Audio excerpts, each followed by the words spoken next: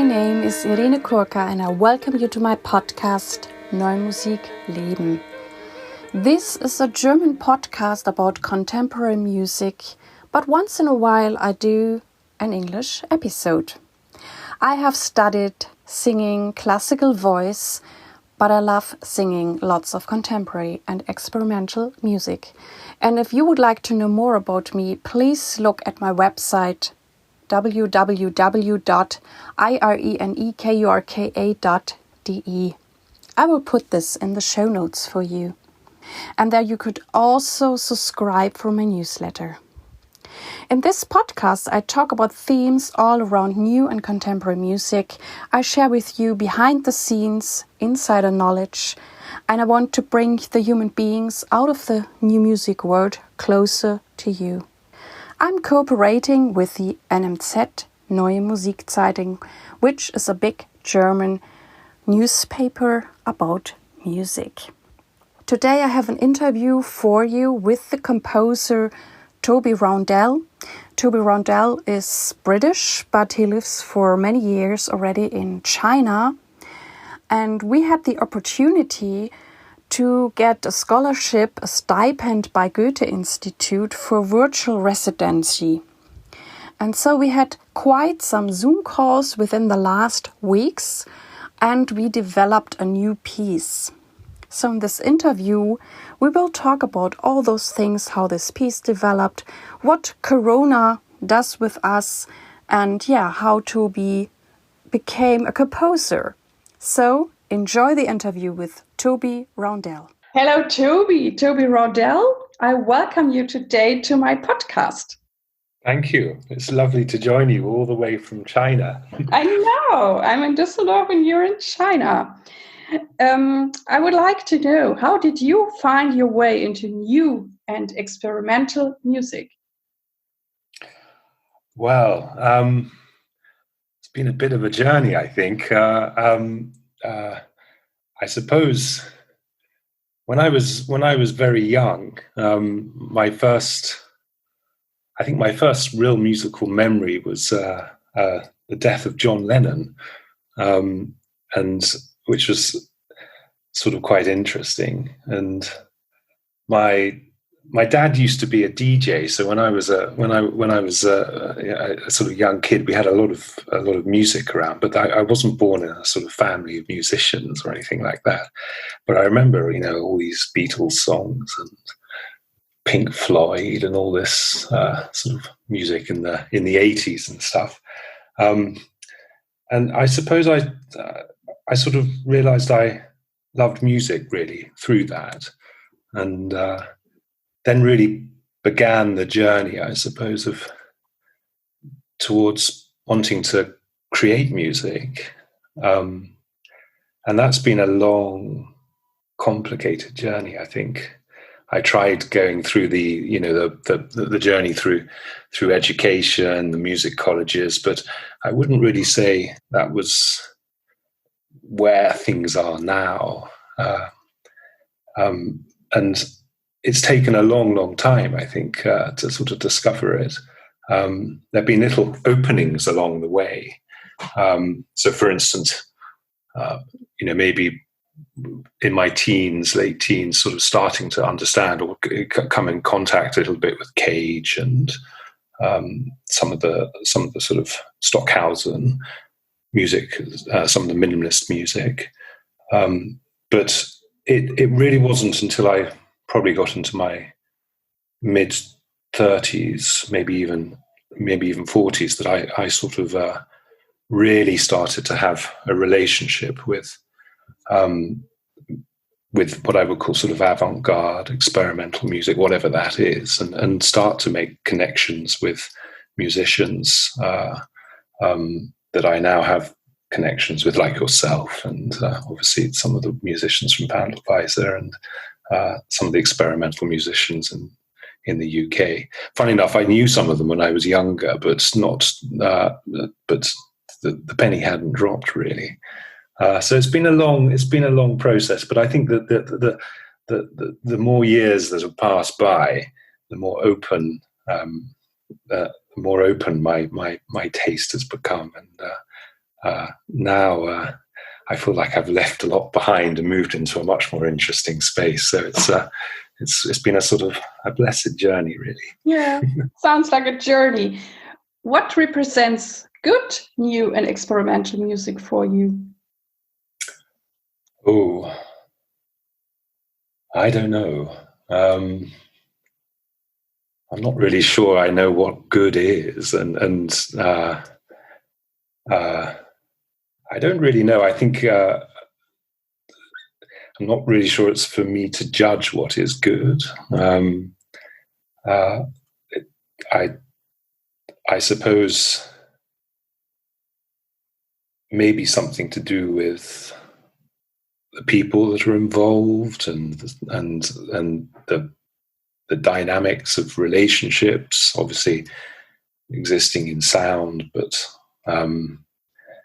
I try not to judge, to be honest. I go where I think as far as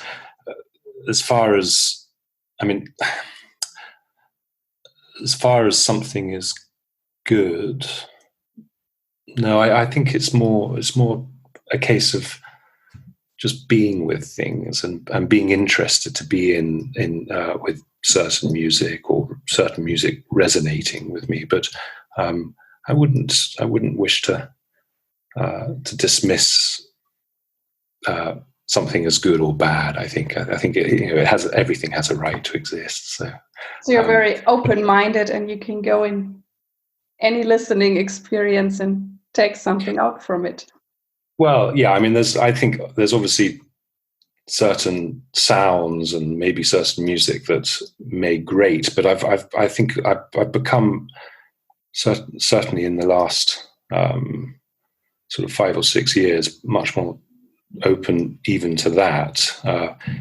It's quite interesting to sort of observe sounds that perhaps do great or music that does great, and then to actually reflect on why that grates, and that's quite interesting as well, because it's more about coming to terms with that. And I think once you face that, then actually realize that maybe it's not such a problem anyway, and those sounds or that particular type of music becomes sort of easier to sit with, I suppose. Now, that doesn't necessarily mean that I would want to be with it, but it's what it exists at that moment. So I have to sort of accept it, really. But I like, I mean, I enjoy, as I said, I think a lot of it is to do with the people that you're listening with, and the space that exists with the people that you're listening with, and having the attention and engagement in that experience. Yeah. And what are the qualities you most appreciate in the performers you work with? Oh, that's a good question. It's always a great blessing to be able to work with performers. I live, quite far away from the music scene in many ways, and I've worked with quite a range of performers, from young children up to, well, not up to, but young children through a sort of spectrum to musicians who very, very wonderful musicians and that have developed careers in music. So I think obviously an openness, wanting to engage in a relationship and engage in a journey together are very important. I think also some form of sincerity and integrity in each individual, but I think that's also there to be discovered as well, because a lot of it again has to do with the relationship between two people, or maybe even more, and that it's the exchange in there that's very interesting, the dynamics that happen, and whether there is shared territory.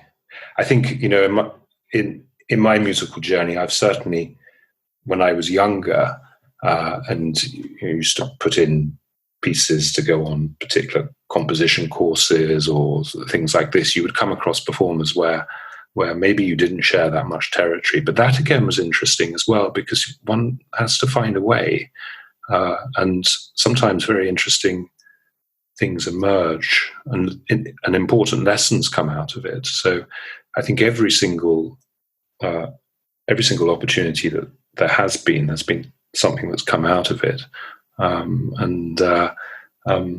But it's wonderful to work with people who want to work with you, and I do enjoy also, not just in a compositional point of view, but also in just making music. I do enjoy working with children as well. I find that very, very open to ideas, and some of the things that in China that we've done with some young teenagers, with some of the pieces from Wandelweiser have been absolutely fascinating, how they've responded to it, with so much sort of vigor and interest, and it really opens your eyes. So yes, I think that openness is very important. That is very, very wonderful. You just mentioned Wandelweiser again. What is Wandelweiser for you, and how did you become part of it? Well, I'm not sure I'm completely part of it, but I suppose I first came across it. I think I knew a little bit about it before I started doing some work with Coma, which is it's now called Contemporary Music for All, but it used to be called Contemporary Music for Amateurs, which is a sort of loose organisation in the UK. I think actually they've got something in Germany as well. And James Weeks, composer, I think he did a course on Wandelweiser, and that was really, I think, when it came up a little bit more in the surface, although I was aware of it, but it sort of came a bit more into the consciousness. And then more and more people I came across, it seemed to be part of conversations. It seemed to be part of my interests. The more I listened to the music from composers within this collective, the more interested I became. And then, eventually it ended up with meeting Antoine, which was a wonderful blessing, and that really opened some fascinating doors. I went and spent some time with him, and it really was a very special 10 days or so. And then I had the opportunity to meet more people within the collective or associated with the collective. I think obviously the history of it is interesting as well, and some of the characters that have been, or individuals that have been involved in it from the early stages, and their impact and influence, and the way that they engaged with some of the key questions I think that Cage came up with was fascinating.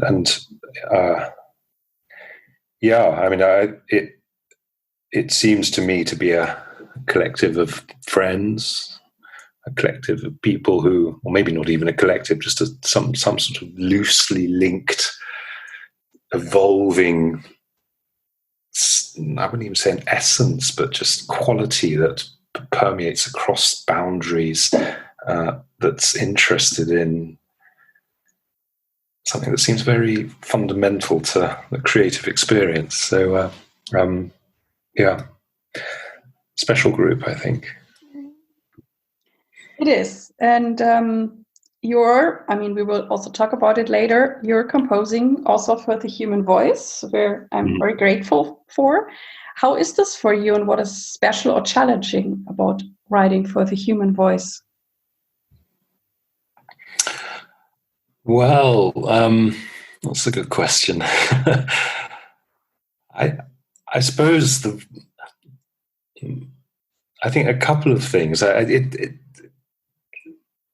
There's no sort of intermediate with the voice. There seems to be something very connected with the soul, and which is much more direct, I feel, than any other option from a compositional point of view.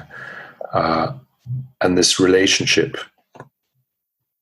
with the soul, coming from deep inside, I find this very special. And obviously, all the relationships with chanting and language as well, this integration with language, these interesting and sometimes very complex dynamics between texts that can be quite loaded, and responding to those. I certainly find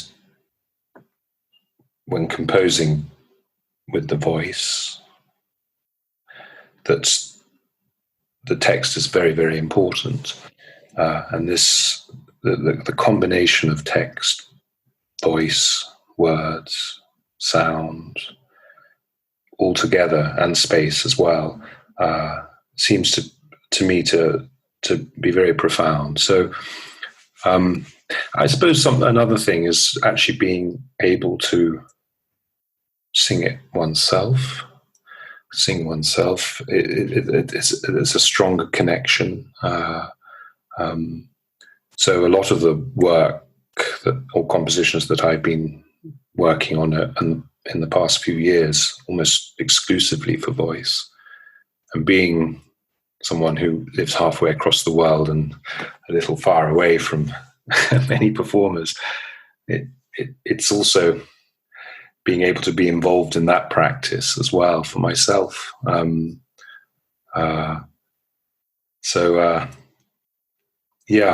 think those are the fundamental things, and also something to do with the breath, which is obviously key to life. But yeah, I think it's the closeness, the closeness to the source of the human being. It's this idea of the word being able to come through. Well, that is really what the voice is all about. So I find that too. It's very, very personal, and I also enjoyed when composers like you are in a way also able or sing the stuff themselves, because I always have the feeling that the music is often composed or written differently if the composer, him or herself, has sang it in a way or just produced it in their head somehow.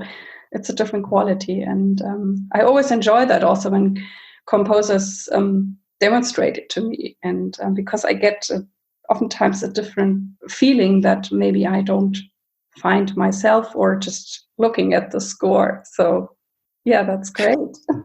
I mean, I do love singing, although I don't sing to others. Singing, I mean, I suppose the sort of, singing singing psalms, sort of chanting psalms, perhaps in sort of in a monastic type of way, which I have some sort of relationship with anyway. It is like a sort of offering, and a very, I think it has a very cathartic quality to it, which is, I think, is sort of almost an essential aspect of life, and I find it difficult how people can sort of almost exist without having it.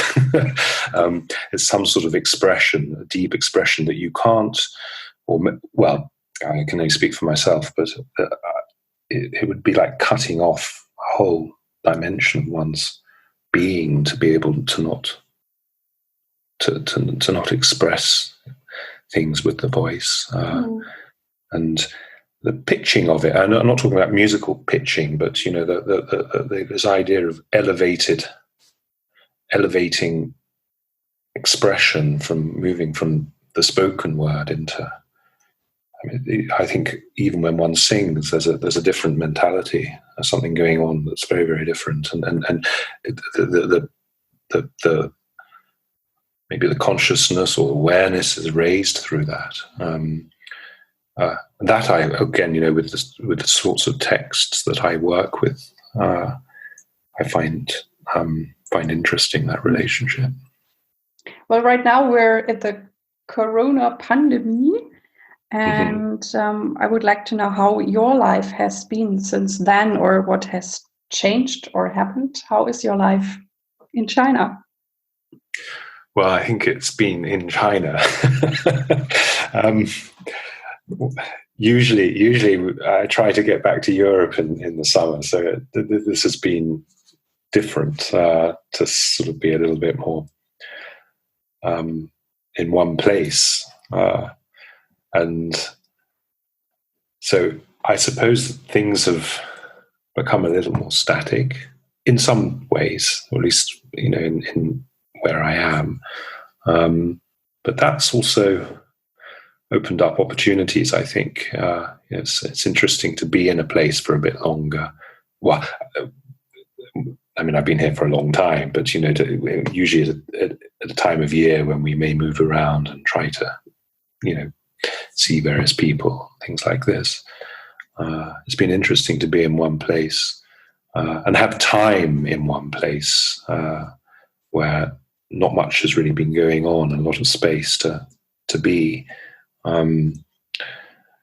So I think it's offered the opportunity to reflect a lot on, and I suppose get a little bit more used to myself, who I am, and I've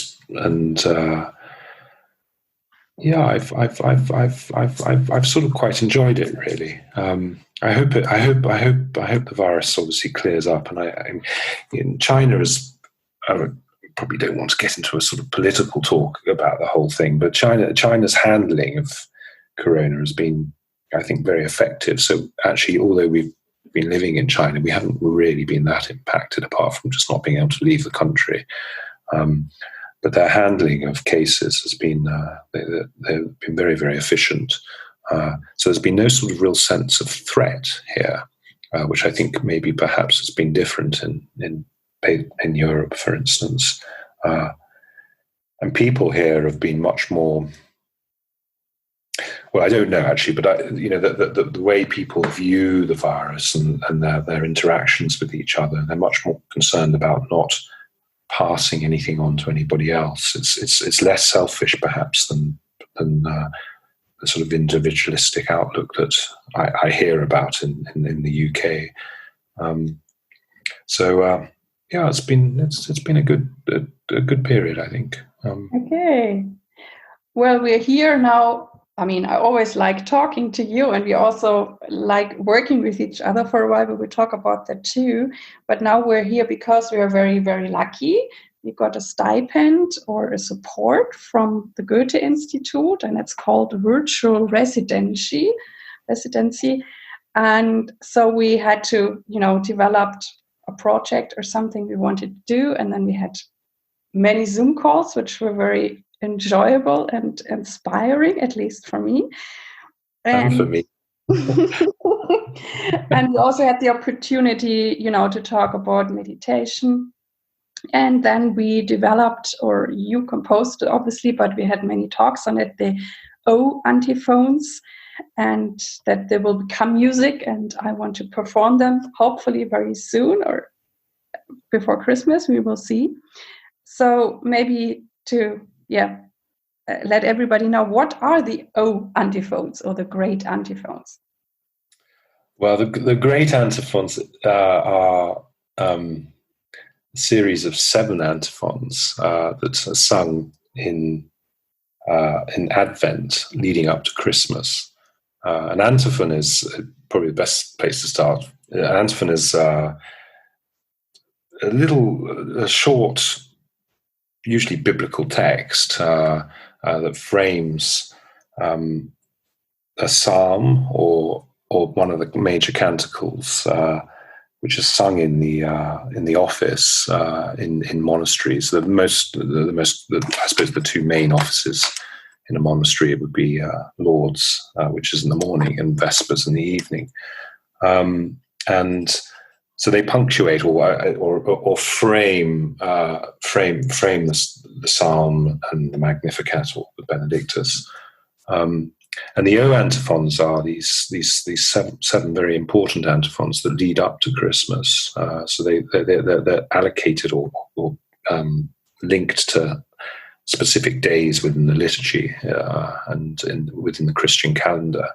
So the first one's on the 17th, and 18th, 19th, 20th, 21st, 22nd, and the 23rd of December. And each one addresses the coming of Christ and addresses Christ in a sort of in a different name. So the first one, for instance, addresses him as wisdom, and the second one as the ruler of the house of Israel, and on. It goes like this. And they draw. They're not particularly long. I mean, they're only a sentence or two. Well, they're two sentences each, I think. And they draw from most of them draw from Isaiah, from the prophet Isaiah, who basically, obviously, in the prophecy anticipated the birth of Christ. So those are, and they are important. I mean, they're not called the Great Antiphons for no reason. They're unusual in the sense that they're sung within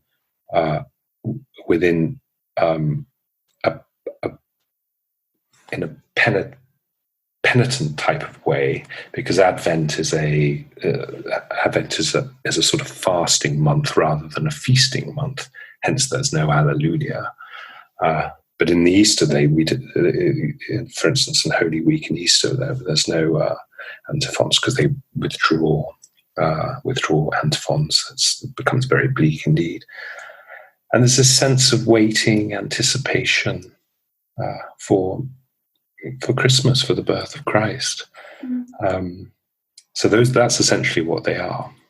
Great, yeah. And you have wanted to do them for a long time, and so when I wrote you that there might be the chance to get this virtual residency, you had this idea that we should do that, which I really like, and I'm looking so much forward to actually sing them.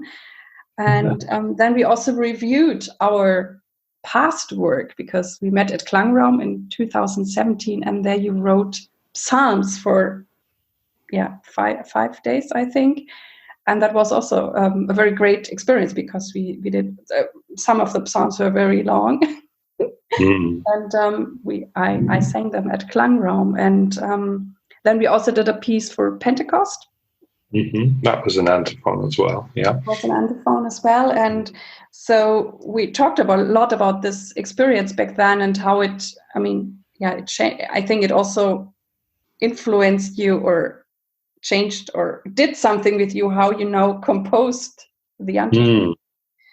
And so what would you like to say about that, or do you want to give a quick review on Klangraum? So I think coming back maybe to one of the earlier questions about wandelweiser and maybe experimental music, I suppose in most new music that I've come across, there's a concert and everything happens, and I suppose one writes a 20-minute piece, and there it is, and it's finished. And I think the thing about the opportunities within wandelweiser and the opportunities within these is that these occupy a very different space. They're concerned with things that happen on a day basis over a period of or accumulation of days. In many ways, I'm actually also very interested in the accumulation beyond days, maybe even into months and stuff like this. So this sort of concept of a series of moving, or maybe not even moving, maybe there is no movement at all, but this just being in these particular spaces or whatever they are on a day-to-day basis. So when we worked together in Klangraum, the theme was from day to day, and these psalms. There was a daily psalm, and there was a journey, and from one to another there was I think, if I remember correctly, the first psalm was 103 or 104, which was about the creation, and this sense of just moving from one day to the next, and the psalms existing there as a prayer, and it. I think the weight of having to sort of compose music drops because it,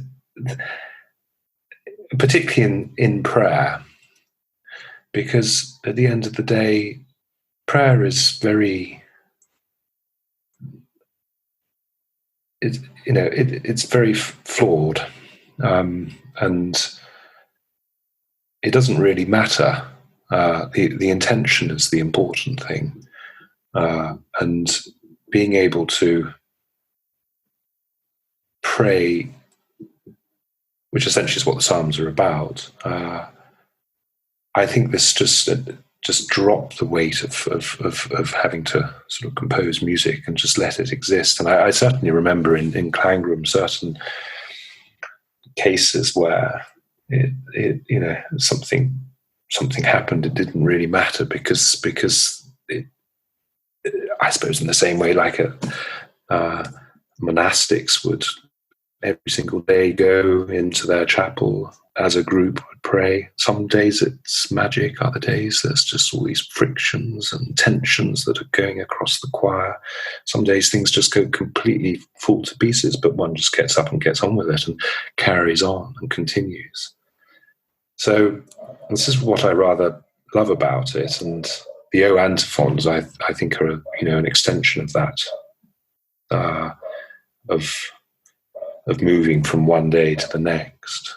And in fact, as you know, I've just sort of worked even with the original Gregorian chant and not really done a tremendous amount to it, because I can't see any point in changing it, because it is what it is. But it's also interesting to see it or to experience it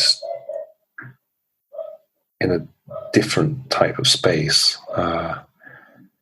So yes, it's this opportunity to be able to work over very different timescales. I think is something that certainly interests me and opens up some very interesting dimensions. Yes, it's very essential. I can feel that when you talk about it, or I mean, when I was being part of it, and I also like that too. That in a way that a lot of other things are like stripped off and something remains, and that's yes. Well, we talked a bit about that. I remember over Christopher Korn's piece that you did this year, and I think from our conversations over this month, this interesting relationship between this transition between sound and no sound. The intermediary aspect, where does it exist and where doesn't exist, and where does it then come back in? And I find this very interesting. It plays with, it poses some interesting questions around perception and reality and being, that to me seems to be what it's all about. And I think that opens up these interesting gaps as well. Every transition opens up an opportunity. This opportunity for light to come in. So yes, it's very exciting. That's about presence. And a long time ago, when I got close to Wandelweiser and had many very deep talks with Antoine,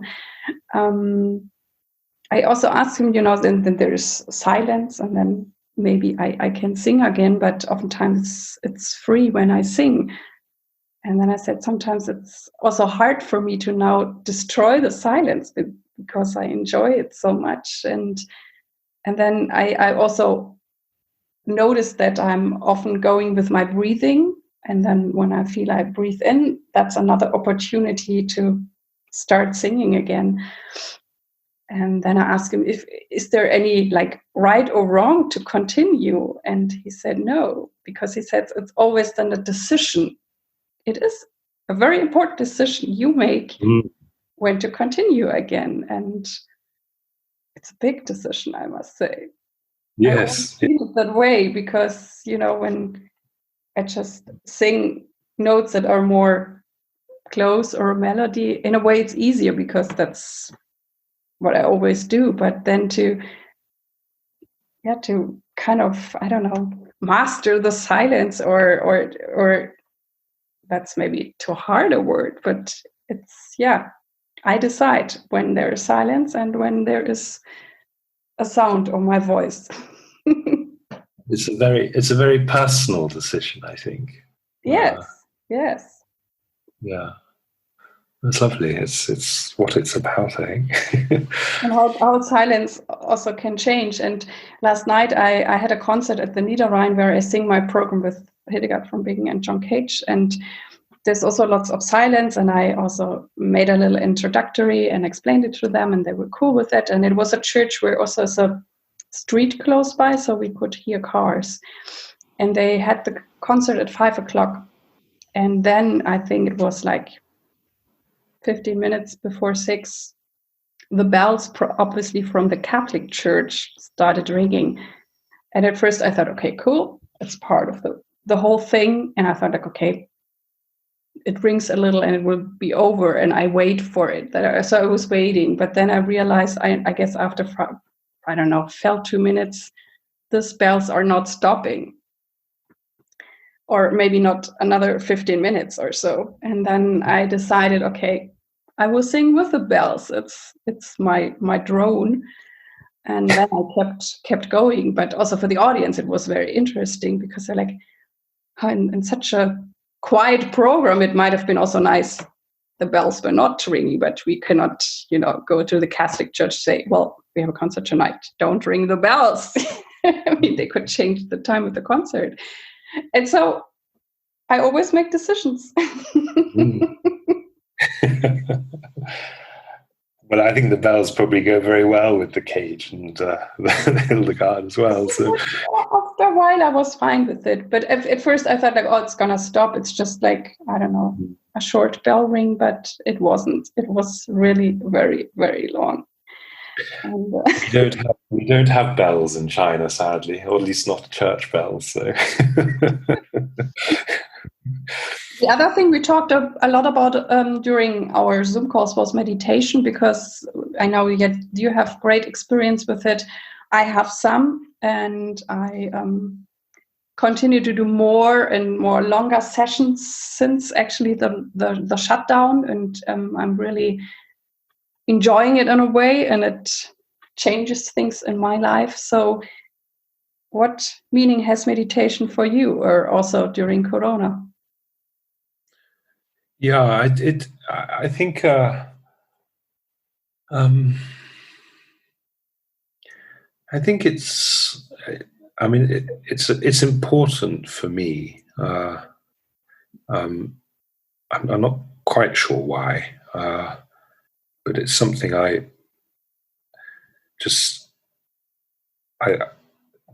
having these times to sort of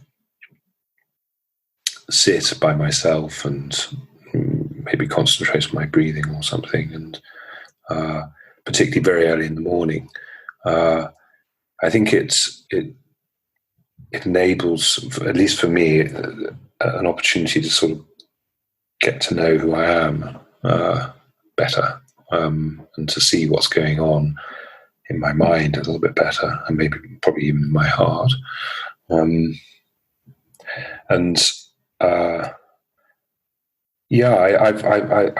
I've sort of, over the last year or so, it's really become something that's sort of built into my life. I've tried to structure it into my life.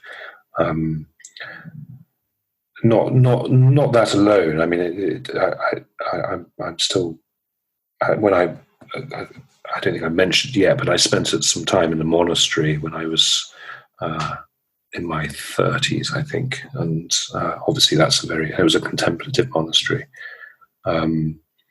So essentially, the small community that I was with, they never left their dwelling or monastic grounds, and being able to partake for a decent length of time, this life, this sort of cycle of getting up early in the morning and going and chanting the various offices throughout the day, and then having time in the daytime in one's own cell to be able to meditate, pray, and read as well. These seem to be really important things, and I think in the secular life, it's difficult to do it, but I think it makes a big difference to be able to have that space, to be able to recharge and focus on the essentials, or maybe not even actually on the essentials, just to be able to keep on coming back to one point, and maybe to observe. I always think this idea of being able to, it's almost like sort of gate one's soul, really, just to observe what's going on. Not that necessarily a lot's going on, but just to be there and observe and see how things are emerging. And I suppose, in relation with a lot of wandelweiser music as well, and not just wandelweiser, some of the other music that I'm interested in, there seems to be some aspect that sits comfortably with this meditative state of being able to wait, deal with pain, learn how to handle that, and also learn how to handle the opposite as well, the good feelings, so that one can stay sort of balanced through it. So yeah, it's an important aspect. I find it's helped sort of always helping grounding my own being. I totally understand, because it helps me too a lot, and in that way I'm grateful that through Corona I started doing more, and I also have the feeling I get to know myself better, which is nice. I think a lot of people have. I mean, it's the circumstances have changed, and having to live by yourself or with other people, and not having the freedom to sort of run away, and does sort of present this thing about having to face some really important questions. And that's why I think there are certain things within COVID-19 that have been certain blessings, and it's been fascinating talking to. I mean, I've got a lot of colleagues out here, not necessarily, not in the music industry per se, in education. It's been fascinating sort of meeting up with them again as the new academic year begins, and hearing about all the things that people have done. So many people have taken up yoga more seriously, or got fit again, and started running, and all these what I would call good decisions, which in the hubbub beforehand, the craziness of beforehand, many people were letting these things slip, and sometimes something like COVID comes along, and it gives one an opportunity to realign things that are important and identify the priorities. So yeah. I'm also kind of looking how I can now bring everything together, because during Corona it was for me easy to meditate or find the time or do good things for me, and for a few weeks I'm working a lot again, which is also nice. Yeah. But I'm really looking forward to find a real good balance, because that was the part I also enjoyed a lot, and it gave me some inner peace, and so I wish to connect it now. Yes, that can be difficult. I think that's quite a challenge. But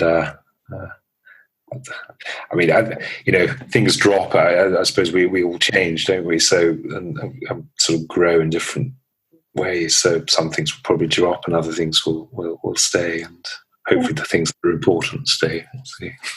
For me, it was also interesting. I mean, we're kind of at the end of our period for the virtual residency by Goethe, and we had quite some Zoom calls, and we talked a lot about things and about the piece and our experience with music or the music we have done together. And for me, I mean, I'm always so curious how people think and feel and what is, I call it, behind the scenes. And so it was so fascinating for me to be, in a way, part of the composing process. And so for me, I'm also curious, did the process change for you? I mean, conversing with me, or I mean, usually you maybe compose more on your own. How was it for you? I think certainly. I mean, it's been lovely. I mean, as you know, I wanted to work with these antiphons for quite a long time, and I suppose I had some sort of concept of what I was after.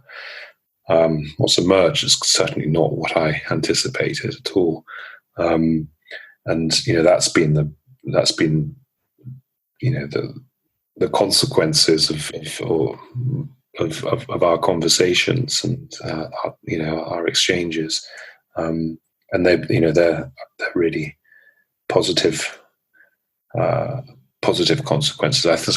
Consequences sometimes sounds like a negative word. I don't mean it in a negative way. So they're very positive outcomes of our conversation. And I think being able to reflect back on the projects that we've worked on, and also to talk about Klangraum this year, which you've been involved in, and be able to sort of experience that through you. Obviously, I'm not being able to hear or see anything, but at least to be able to discuss things has really helped. And I mean, it's been a lovely process, and I know we still have some way to go, although our official time is coming to an end. But I know our journey has further to go, which is very exciting as well. So yes, thank you. I'm excited too. Our journey, and it was. I mean, I would have loved to see you here this summer, because I think you plan to come, and we will see each other another time. Yeah, well, hopefully. But I'm very grateful to Goethe that they had now this opportunity, and that we could talk like that, and we really had then this focus and really met regularly on Zoom, and something happened. I mean, I think when we now have less Zoom calls, I actually will miss you in a way. Used to it, but well, that's okay. I think, we are at the end of our talk, and is there anything you want to say, or how to conclude this great conversations we had today, which will be part of my podcast? Oh, I don't know. Thank you. All I can say is, it's been lovely. I'm very grateful and thankful to have the time to be given the opportunity, and also today to be able to talk to you today as well. It's been lovely, and it's exciting that we'll be able to move on as well, and sort of continue. I'm sure we'll sort of establish something and be able to continue beyond this as well. So very, very grateful. So thank you. I'm also very, very grateful to you, to Goethe, and maybe also to the technique that we can actually converse like this today. This is also very interesting, and how we, even though we're really far away from each other, how we can talk so nicely, and it feels so close in a way. Well, then, thank you very much, Toby, and we keep in touch. Absolutely. Okay. Thank you. This was the interview with Toby Roundell. And again, I'm very thankful that Goethe Institute supported us. I really hope that this interview inspired you, and I'm looking forward to hearing from you through Facebook or email. Thank you very much that you tuned in with me today. I hope that you liked it and it inspired you. And I'm looking forward if you could recommend this podcast to your friends and colleagues. Thank you very much. I wish you all the best. Live your music, live your life, and see you next time. Yours, Irene.